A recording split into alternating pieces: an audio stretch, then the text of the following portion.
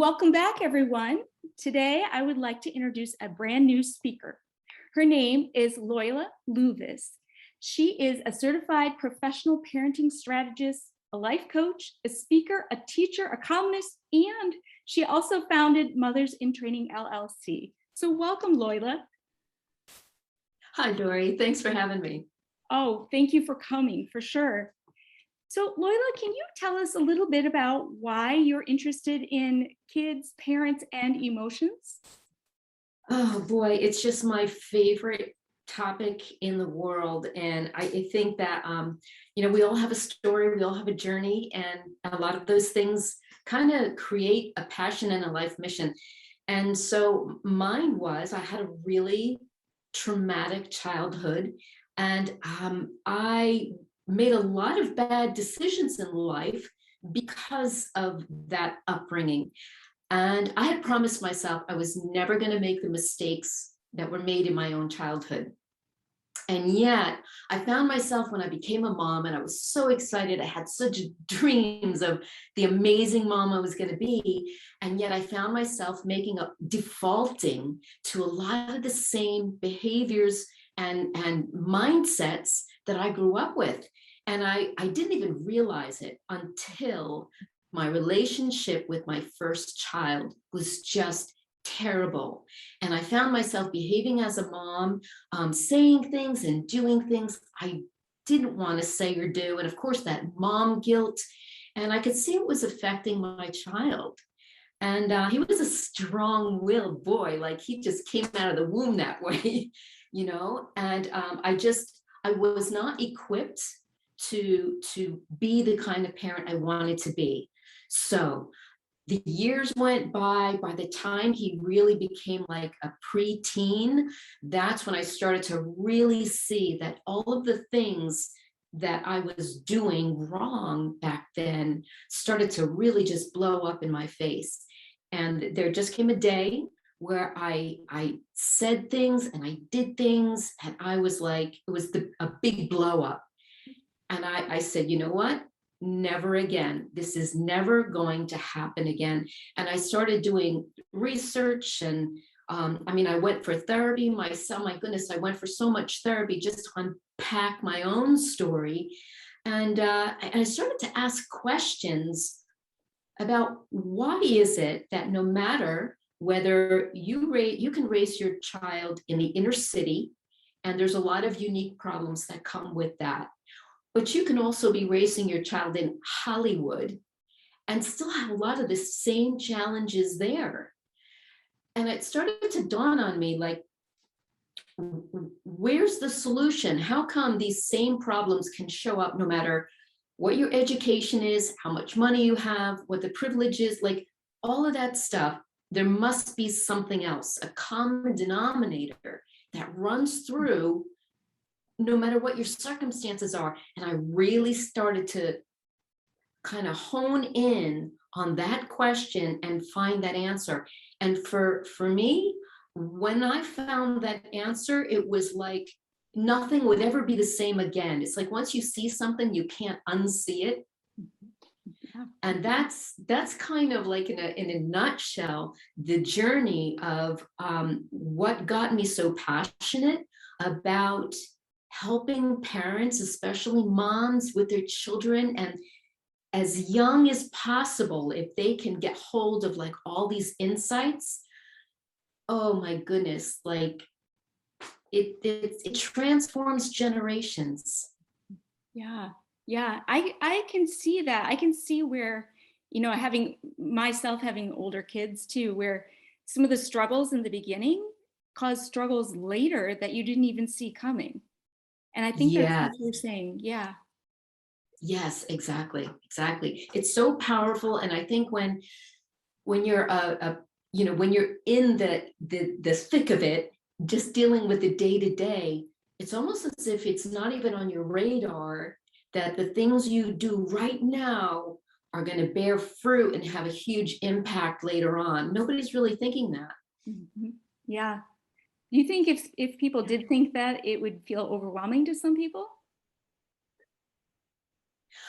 I think parenting is overwhelming. at every stage of the game. And I think it can sound overwhelming to try and think about the long-term journey and the impact of decisions right now. But on the other hand, if you realize there is a way to do things so that I don't have to hit those potholes in the journey, I don't have to make those mistakes. And if those methods, those habits are actually simplified, then it actually alleviates the overwhelm and the frustration and the exhaustion. And I think that's the job of people like you and I, is to remove the overwhelm, remove the confusion, simplify the process and say, here, this is available if you want to try it. Mhm. That's a great way to explain it. Absolutely. I was Yeah. thinking about when you were talking about some of the paths, you actually have, it's called the parenting roadmap, right? Yes. Can you talk about that a little bit for us? I thought that was Yeah. intriguing. Yes. So I created the parenting roadmap, a guide for the journey, because while raising my 4 kids and coaching other families, what I discovered frequently is that, just as we've been talking about, when you're parenting in the moment, you're making decisions that work in the moment, but not long term. Mm. And by the time we figure out or realize, ooh, that wasn't the best decision, now what? Now it's confusing to kind of redirect, change the path. And so when I created the parenting roadmap, a guide for the journey, I actually had a vision of, like, I love word pictures because they sometimes explain things in a very simple way. And, when you're driving somewhere, you don't just get in the car and figure it out along the way. You plug into GPS where you want to end up, right? And then you strategically take those turns to get where you want to go. And the parenting journey is so, like, what a perfect analogy, right? So you have to know where you want to end up so that you can take the steps to get there. And the thing is that there are potholes on the road. There are common parenting mistakes that so many parents make, that we're all going to make mistakes, right? Nobody's perfect. But there are common mistakes in parenting that are so easy to avoid if you just saw them ahead of time. And so what I did in the parenting roadmap is point out those common parenting potholes and easy ways to avoid them. So some of them, like some of the common ones, are like, parent with the end in mind, have an exit strategy. Frequently, not everybody, but some parents don't have in mind the growing independence of their child. And so they struggle with the transitions that come in the parenting journey, knowing when to back off and let that child kind of spread their wings and make decisions and experience the fruit or the results of their choices. How much freedom do you give them? When do you back up? When do you step in? And so that's a common friction point or pothole in the parenting journey. So I addressed, in a simple strategy called the exit strategy, how to framework, what does full independence look like in your mind, mom, right? Because it comes at a different point for every family, and that independence could look different in every family. So if you can structure in your mind, when does full independence happen? What does it look like? And now, once I define it, okay, let's break it down from where I am right now to where we want to get, and go from full dependence, where your little child is fully dependent on you. How do we go from that to interdependence, where there is a familiarity and an understanding and relationship around sharing the responsibilities and growing independence.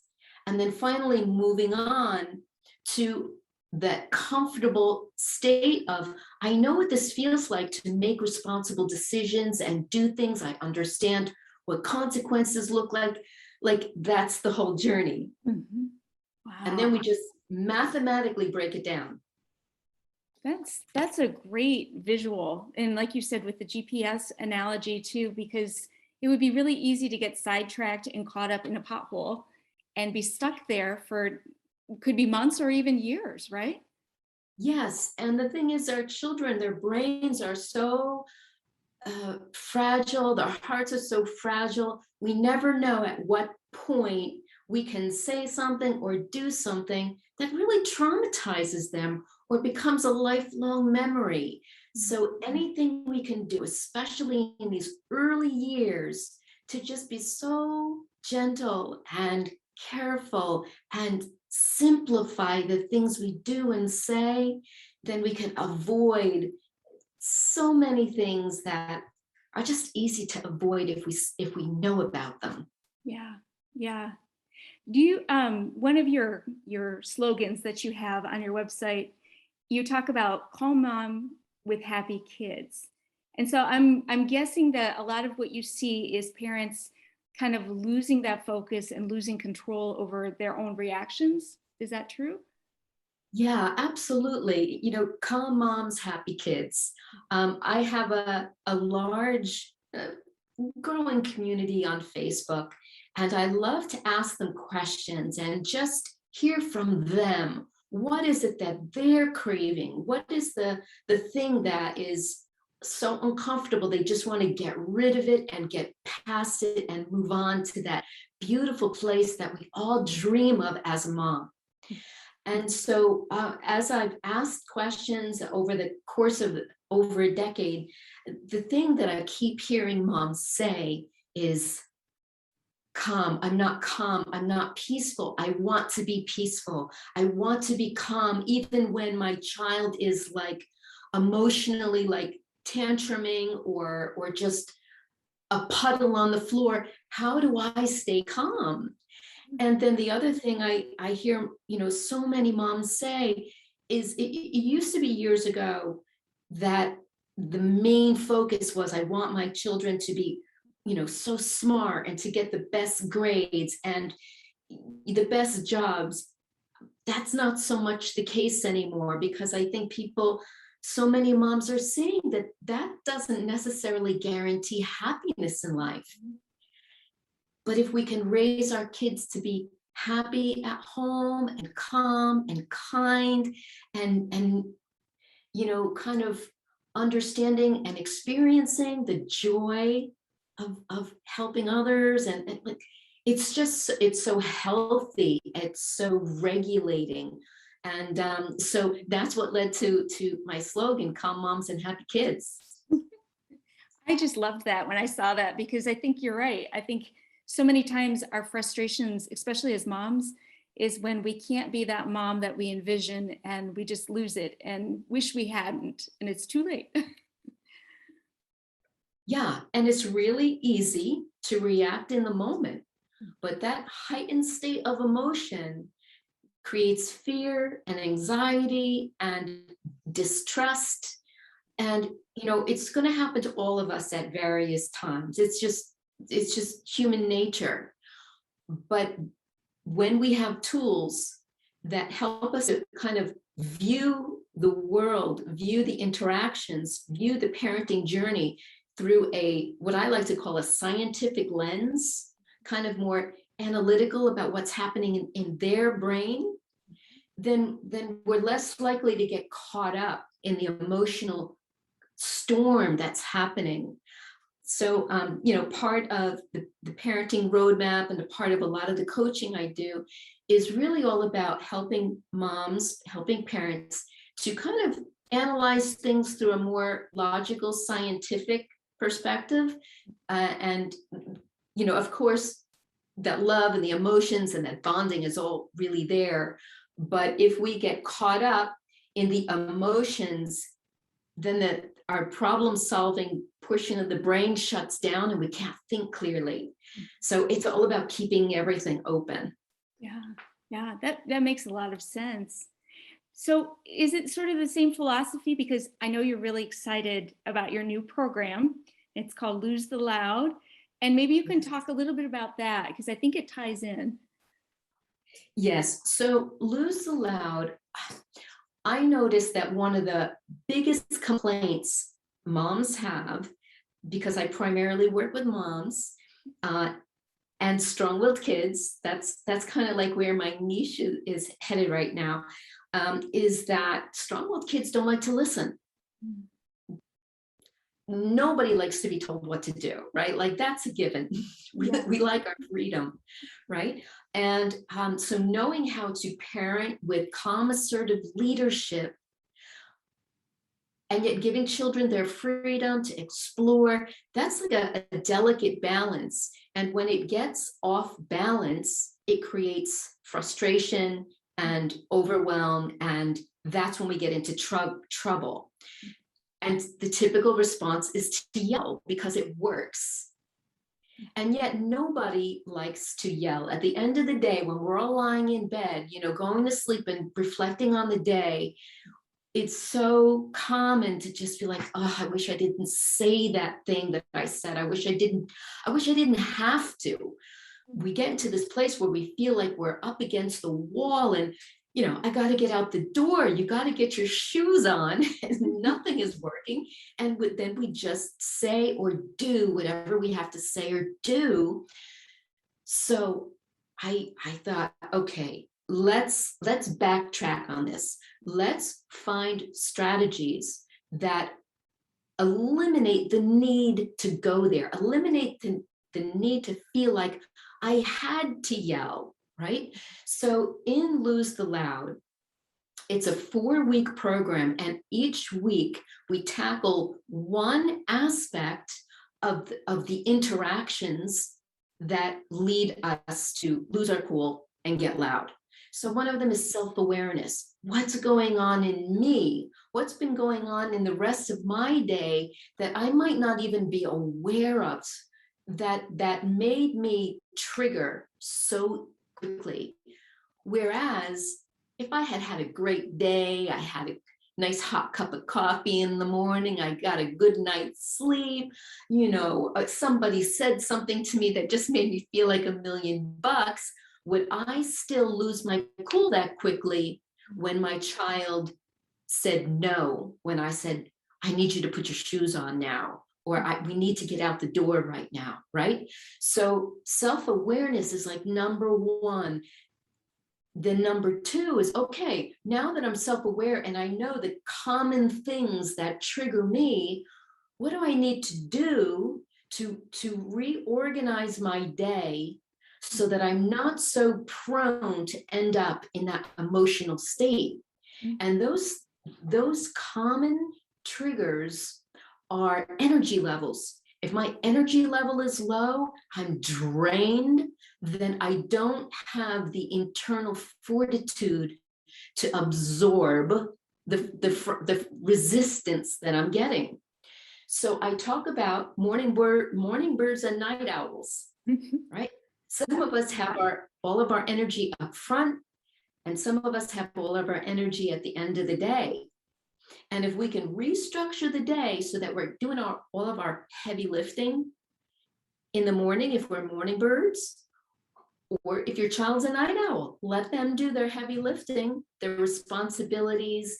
Maybe homework is best done in the evening for a night owl, or in the morning for a morning bird. So I get into a lot of detail about how to restructure the day to honor those energy levels. And then third, it's about freedom of choice, right? We often struggle with how much freedom do I give my child? Your 2, your 3, your 4-year-old, they want to make decisions on everything, whether it's logical or not. Right? So how do we, I illustrate it with a bowling alley.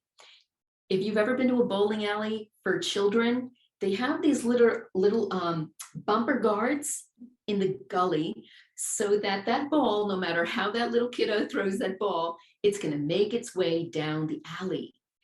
And that's what we can do in parenting, is be like the bumper guard. We create a soft boundary line to keep the kids from falling off the edge, but enough freedom where that their choices, their ideas, their dreams have freedom to just kind of wiggle their way down the alley and still end up where they need to be. That's awesome. Right. So that's the part of Lose Aloud. And then finally is creating a vibe at home, a happy home vibe. And so I go into some detail about how to do that too. Wow. So the whole thing is going to work together to create this new reality for a family, really. Yes, it's stacking concepts one on top of the other so that they align and support each other toward a common goal.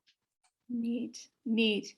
Well, you know, I was, as I was doing research on you, I took a look at your website, and your website is just packed with resources, all kinds of great, great resources. So I am throwing a challenge out to you to tell me, what are your 2 favorite resources on your website that we should look at? That's a really challenging question, because everything on there I have vetted carefully, and I really just feel so good about everything that's on that website and on the resource sections. And so I'm always accumulating more to put out there for people, whether it has to do with diet or mindset or communication strategies or neurology. So that's really like all the components that come together that create a rich family dynamic. But you know, of all the resources on the website, honestly, what I personally love, because I know it's has the greatest potential to create quick, easy, permanent change, is the one-on-one coaching. Mhm. When I get to sit down with someone and help them discover new ways to speak to their unique child, right? Because there's no one size fits all. There's no one parenting book that's going to solve all the problems, because let's face it, right? We all know every family is different and every child is different. So customizing the strategies maybe mom and dad are already using, but they're just like, it's not quite working. Coming alongside, tweaking a few little things, and boom, it works. That's one of my all-time favorites, is just that coaching. And then of course the other one is just the group. I have a large community group where it's a great resource for moms. It's particularly for moms where they can ask questions, get support. I do weekly tutorials in that group.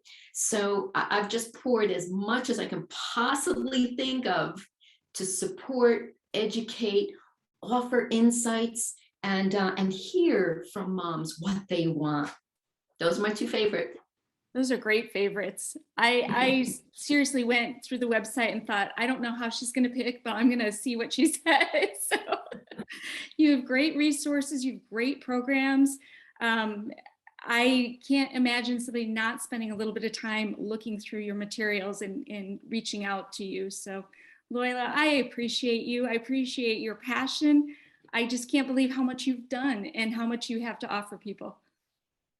Thank you, Dori. It's been such a pleasure to chat with you, and I'm really excited about your books too. I can't wait to get your books on my resource shelf. Oh, thank you. I would be very honored. I appreciate that. Yeah, you're welcome. Well, we will include links for our parents, ways to get a hold of you, and we have some resources as well to give them. So, Loyla, thank you, and I just appreciate you. Thank you, Dori. Nice chatting with you. You too. Thank you.